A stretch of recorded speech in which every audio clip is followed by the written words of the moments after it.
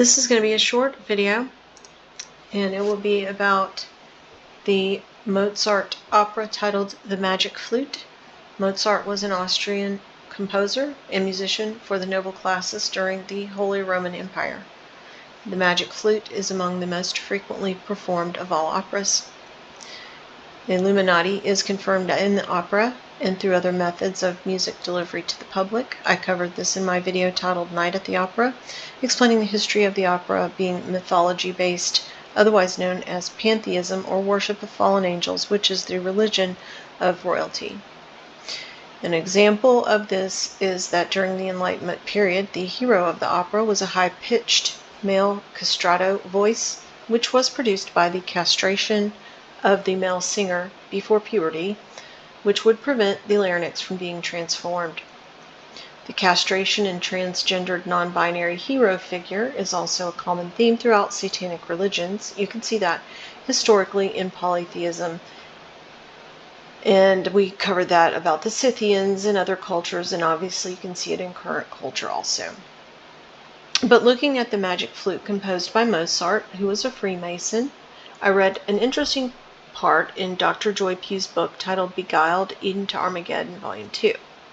She writes about the Magic Flute and Mozart.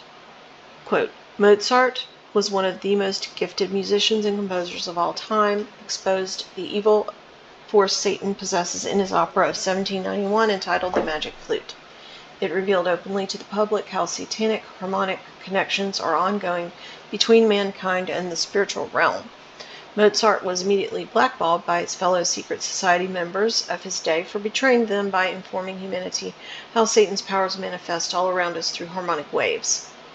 He died a poor, lonely man for giving information to commoners concerning the black art of Satan's sacred harmonic geometry.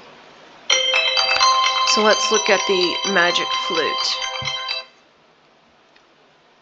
Magic Flute is an opera performed by Wolfgang Mozart, translated to German, libretto by Emanuel Schikaneder, which included both singing and spoken dialogue. It premiered in September of 1791 at Schikaneder's Theater in Vienna, just 2 months before Mozart's premature death. The allegorical plot was influenced by Schikaneder and Mozart's interest in Freemasonry, and it concerns the initiation of Prince Tamino, who's a Pan-like character who plays the magic flute. Tamino is enlisted by the Queen of the Night, and I think this is depicting the Queen of the Night, to rescue her daughter Pamina from the high priest Sarastro. But Tamino comes to admire the high ideals of the priest Sarastro. Tamino and Pamina, daughter of Queen of the Night, both join Sarastro's community, while the Queen of the Night and her allies are vanquished. And the opera was a result of the increasing involvement by Mozart with Schikaneder's theatrical troupe, including the production of The Philosopher's Stone, which is also about alchemy, witchcraft, and magic. It says, the Magic Flute is noted for its prominent Masonic elements. The opera was influenced by Enlightenment philosophy, and the Queen of the Night is seen by some to represent the Roman Catholic Empress, Maria Theresa, who banned Freemasonry from Austria, it says. And what about her? She is a Habsburg.